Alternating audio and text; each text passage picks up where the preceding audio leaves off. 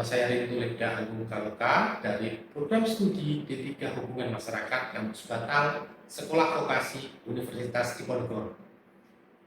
Video ini merupakan rangkaian dalam penilaian sertifikasi dosen, yakni pernyataan diri dosen unjuk kerja Tridharma Perguruan Tinggi atau PDD UKT PT dalam bidang pengajaran.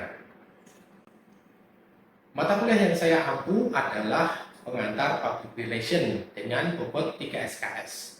Penyampaian metode yang digunakan adalah dengan DIA atau Delivery, Interaction, dan Assessment.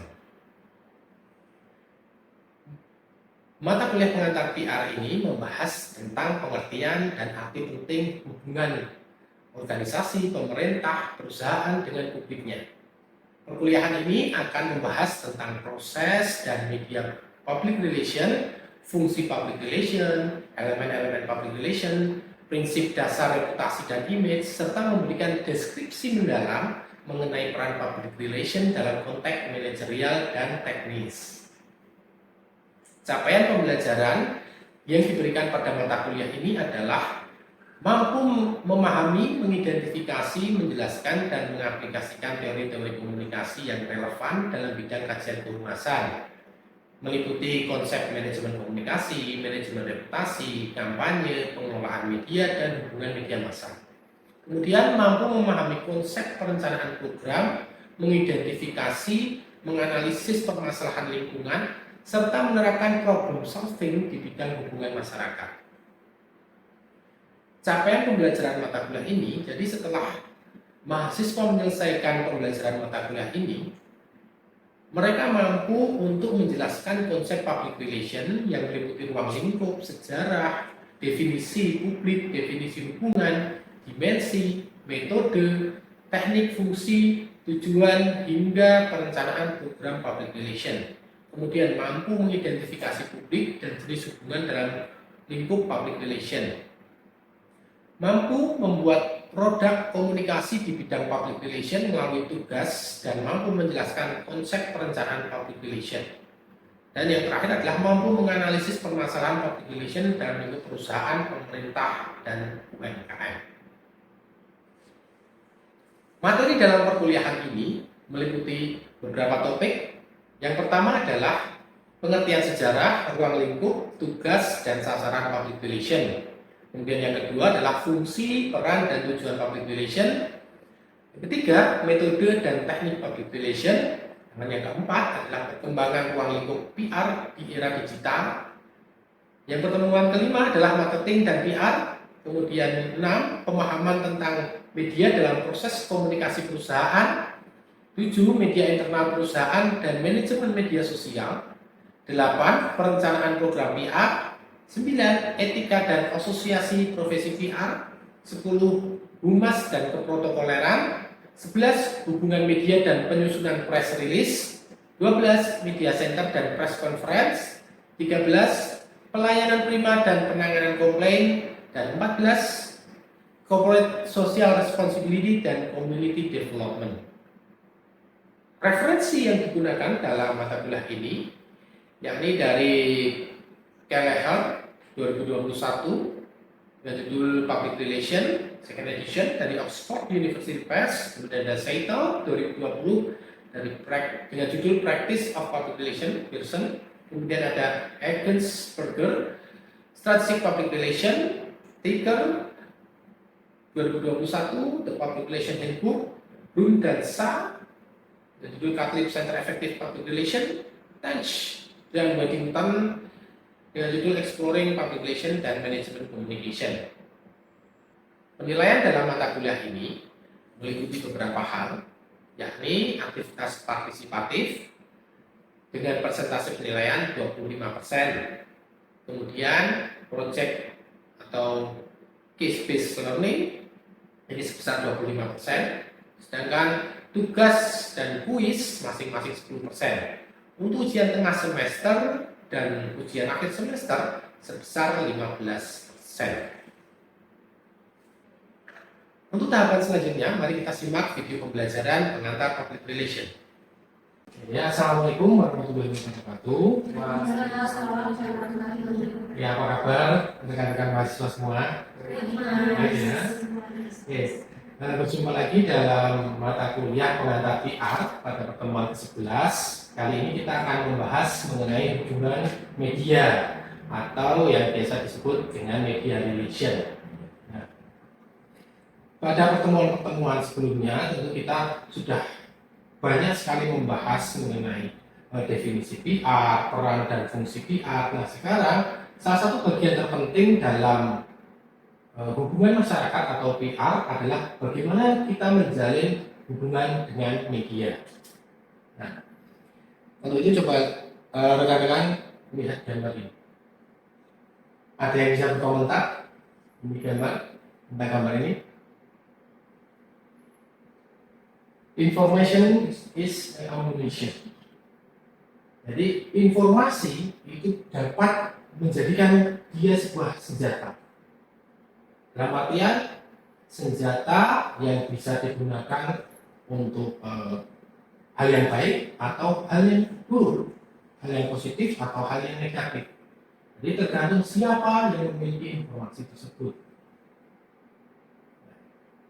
Jadi informasi itu menjadi hal yang sangat penting. Berita, nilai value, news value itu menjadi hal yang sangat penting, terutama bagi media massa dan juga kita di bagian humas.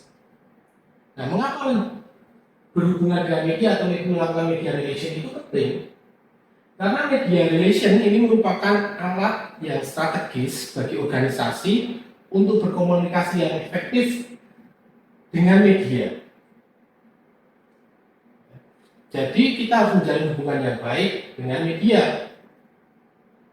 Jadi dalam hal media relation nanti harus dijalin hubungan yang baik antara kita dengan jurnalis dan juga institusi media. Dengan harapan apa? Kita bisa mendapatkan pemberitaan yang positif. Ya, betul. Seperti kita ketahui, kita kan selalu ingin berita itu positif, ya, berita itu positif. Gimana supaya pemberitaan tentang perusahaan, tentang pemerintahan, ya, tentang organisasi kita, institusi itu selalu positif, tidak negatif. Nah, ini makanya penting untuk menjalin hubungan dengan media massa. Kenapa? Karena sebenarnya antara PR dan media ini memiliki hubungan yang saling menguntungkan. Di mana PR ini membutuhkan media sebagai bentuk publikasi kita terhadap kegiatan-kegiatan kita. Jadi kita bisa mempublikasikan kegiatan kita di media massa. Begitu pula dengan media. Media massa ini membutuhkan PR sebagai sumber informasi, karena media ini kan kadang-kadang bingung mau mencari informasi kemana tentang perusahaan, konfirmasi tentang hal tertentu itu kepada misalkan kita di instansi pemerintah, hubungannya dengan siapa ya? Hubungannya dengan PR. Maka kita ini yang menjadi jembatan di situ. Bagaimana menghubungkan antara media dengan institusi. Yang media ini seperti yang kita ketahui ya, ada media cetak, media elektronik, dan media online atau media cyber. Kalau cetak ya kita tahu koran, tabloid, majalah. Kemudian kalau elektronik itu ada televisi, radio, dan saat ini media cyber ya, dalam bentuk website atau bahkan di sosial media. Sekarang sudah masuk ke ranah sosial media. Oke, sebelum kita lanjut mungkin ada pertanyaan?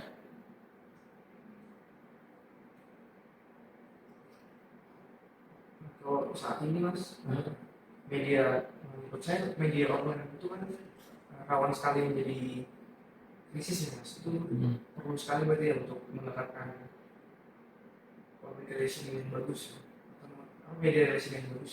Ya, jadi kita tidak hanya bertumbuh pada media massa tradisional, dalam artian tradisional ini cetak dan elektronik, tapi media online ini juga kita perlu melakukan pendekatan. Nah, apa yang bisa kita lakukan itu, nah ini ada beberapa kegiatan media relation yang bisa dilakukan. Hal pertama yang bisa dilakukan adalah dengan media mapping. Jadi kita memetakan media-media massa di lingkungan kita itu apa saja. Ini dari tingkat lokal, tingkat nasional, yang bisa menjadi media partner kita. Kemudian kita bisa melakukan media audit. Kita audit, identifikasi siapa sih jurnalisnya, ya, atau media-media siapa saja yang menjadi kunci. Karena kan kalau kita tadi mapping itu tentu saja banyak sekali. Nah, kita bisa tahu perkecil lagi. Kemudian kita bisa menganalisis nih, mana media-media massa yang beritanya kepada perusahaan atau kepada instansi kita itu yang baik, mana yang selalu mengkritisi. Kenapa kok dikritisi, beritanya seperti apa? Nah, itu kita perlu melakukan audit tersebut. Kemudian kita juga bisa melakukan updating terhadap media kit. Ya, seperti kita mempersiapkan komponen profil kita, foto resmi dari perusahaan, pimpinan instansi, kemudian kontak hotline yang bisa dihubungi selama 24 jam. Jadi memang pekerjaan humas itu pekerjaan yang tidak mengenal waktu. Apalagi kalian jadi manajer humas, kabak humas, itu harus siap dihubungi kapanpun. Karena apa? Karena krisis itu tidak mengenal waktu. Bisa terjadi malam-malam, bisa pagi hari, bisa siang hari. Nah, itu kita siap dikontak. Kenapa? Kita ya corong perusahaan. Kita corong perusahaan yang pertama kali akan memberikan informasi kepada publik melalui media massa. Nah, apa saja setelah itu? Langkah-langkah konkret yang lain adalah kita bisa melakukan media gathering. Kita undang nih 10 jurnalis yang makan siang. Kita bisa di situ sambil berdiskusi apa yang menarik perhatian mereka. Kemudian perkembangan perusahaan itu seperti apa? Program-program perusahaan yang sudah dilakukan itu apa saja? Itu bisa dilakukan di media gathering. Jadi kita juga bisa memberikan data-data penting tren industri. Ya, misalkan kita di perusahaan bidang informasi, nah kita bisa memberikan perkembangan updating tentang dunia informasi itu seperti apa. Selain itu, kita juga harus melatih internal dalam kita. Jadi melakukan workshop, training untuk direksi dan divisi terkait. Supaya apa? Supaya ketika menghadapi wartawan ini tidak gagu, tidak gagap. Jadi tiba-tiba nanti diwawancarai kita yang harus dilakukan ketika ada di jalan misalkan ketemu dengan wartawan atau tiba-tiba ada wawancara yang menanyakan tentang hal-hal tentunya apa yang harus dilakukan. Nah, ini perlu dilakukan namanya pelatihan internal. Jadi pemahaman ini perlu diketahui juga oleh jajaran direksi. Kemudian agendanya yang bisa dilakukan adalah media tour. Kita bisa mengajak paling tidak 5 jurnalis lah untuk kunjungan kita ke pabrik. Kunjungan ke pabrik, melihat langsung. Atau kita punya kegiatan-kegiatan di luar pabrik, misalkan ada CSR.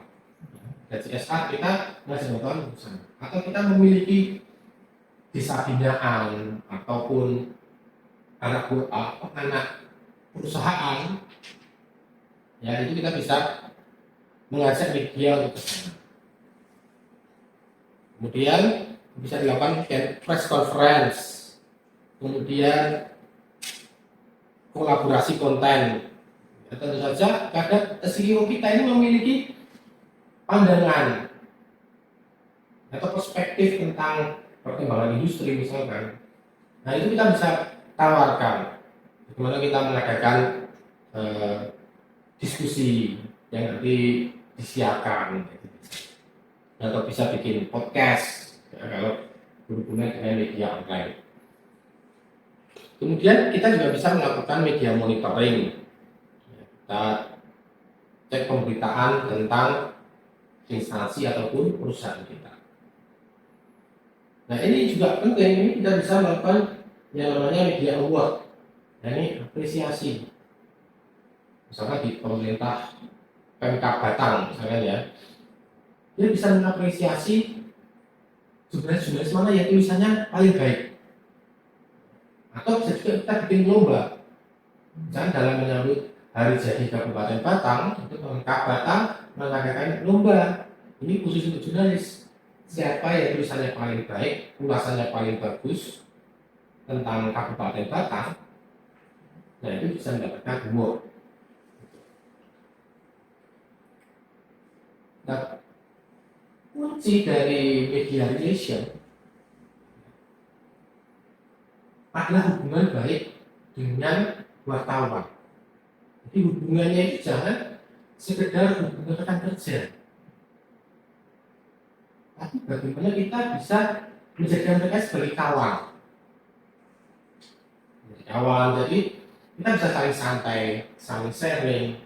Jadi posisinya kita itu bukan posisi atasan dan bawahan atau posisi berorganisasi. Jadi pendekatan-pendekatan yang dilakukan itu bisa berbagai macam ya. Bisa kita temui pendekatan interpersonal, bisa dekat dengan wartawan.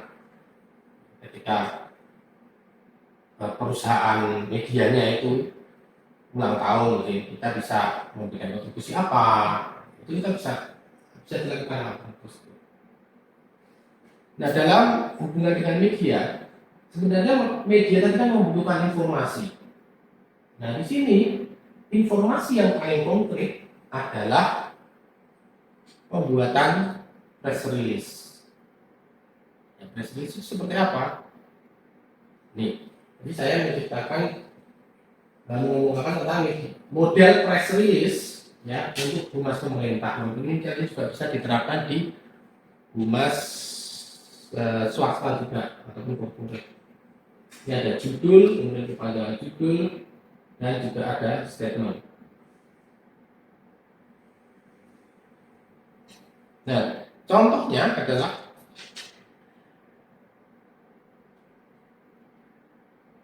ketika kita membuat press release itu harus sesuai dengan bentuk pemberitaan.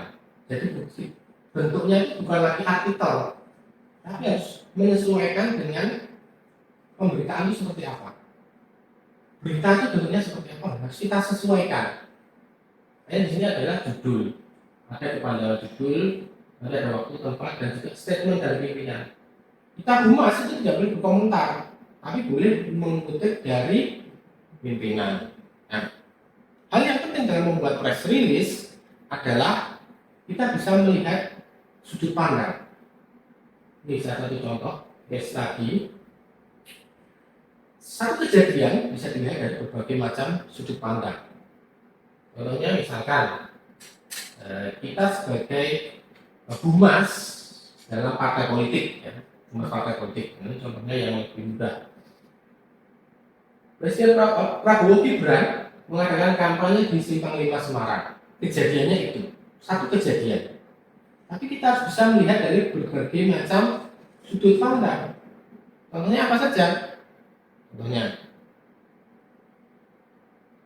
jalanan macet akibat kampanye Prabowo Gibran. Kedua, sampah berserakan akibat kampanye. Ketiga, ibu-ibu pingsan akibat kampanye. Ya, dalam ketemu. Berikutnya, ini komunitas motor itu meramaikan kampanye. Ya. Jadi ini artis ibu kota itu meramaikan kampanye. Nah, kita sebagai humas dalam membuat press release itu harus bisa memilih sudut pandang mana yang paling baik. Kenapa? Itu yang akan menentukan alur berita nanti. Jadi ketika sampai ke wartawan, dia juga akan diharapkan dia juga akan memakai sudut pandang kita. Kalau kita hanya cenderung mengundang mereka tanpa memberikan press release dengan sudut pandang yang baik menurut kita, itu bisa saja dia mengambil yang jelek. bisa saja mengambil yang sampah, bisa saja mengambil macet dan lain sebagainya. Jadi kita mengantisipasi itu dengan memilih sudut pandang.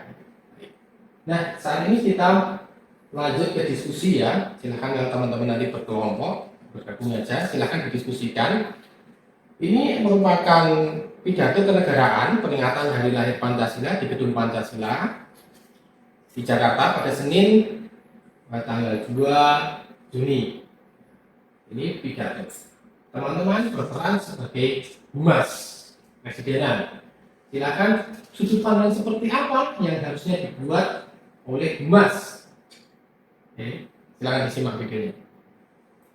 Semua keseimbangan, semua kebocoran harus berhenti. Semua pejabat yang tidak mampu melaksanakan tugas lebih baik mundur sebelum saya berhentikan. Sekarang kita punya teknologi.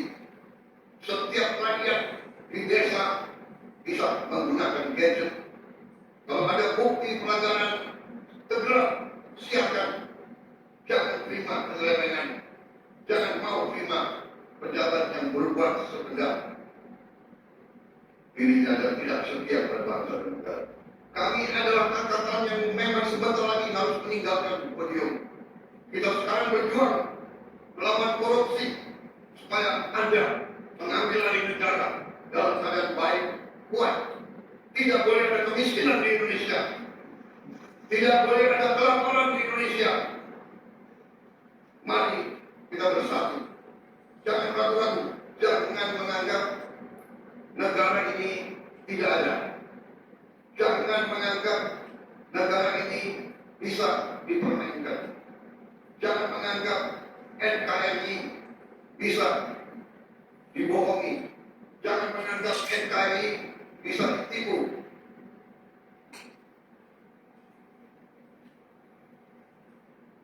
Oke, silakan diskusi. Semua kebocoran. Oke, silakan berdiskusi. Yang saya tutup ya, jadi silakan diskusi.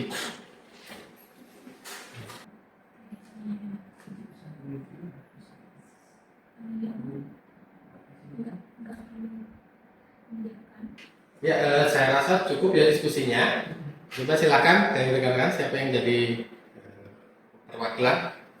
Ya, silakan. Kalau saya melihat dari sudut pandang PR, nah kalau saya membuat press ini mungkin saya akan mengambil sudut pandang tentang yang tadi untuk pejabat-pejabat di pemerintahan yang ada di negara Indonesia itu untuk menjaga integritas, untuk tidak melakukan penyelewengan, kolusi, nepotisme atau korupsi, dan juga bisa mengajak masyarakat untuk menjadi pengawas dalam keberlangsungan itu, Mas. Jadi kalau misalnya masyarakat menemukan penyelewengan di lapangan, masyarakat bisa ikut serta untuk melaporkan.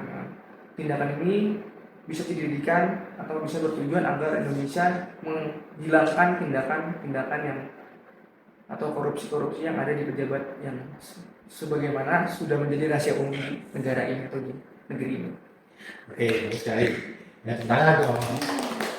Ya, jadi ketika kita membuat press release, kuncinya itu bukan kepada kegiatannya, bukan acara bukan acara peringatan Hari Lahir Pancasila. Tapi apa di balik itu? Apa yang penting? Tadi Dafa sudah menyebutkan, ya, ada bagaimana caranya supaya masyarakat itu turut serta. Nah, itu bisa menjadi headline, bisa menjadi judul.